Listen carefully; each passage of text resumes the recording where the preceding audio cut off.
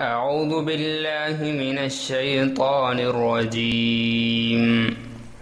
بسم الله الرحمن الرحيم. هل أتاك حديث الغاشية وجوه يومئذ خاشعة عاملة ناصبة تصلى نارا حامية تسقى من عين آنية ليس لهم طعام إلا من ضريع لا يسمن ولا يغني من جوع وجوه يومئذ ناعمة لسعيها راضية في جنة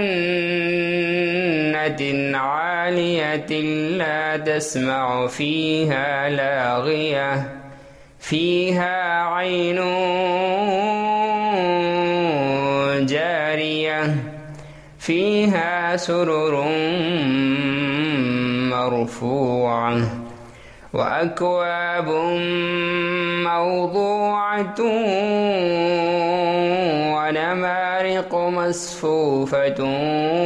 وزرابي مبثوثة أفلا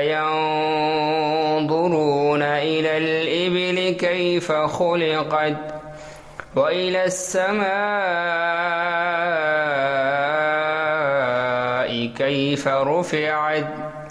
وإلى الجبال كيف نصبت وإلى الأرض كيف سطحت فذكر إنما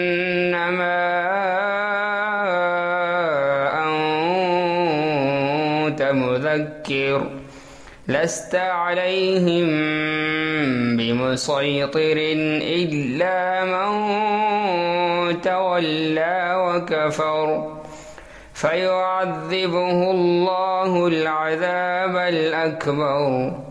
إن إلينا إيابهم ثم إن علينا حسابهم.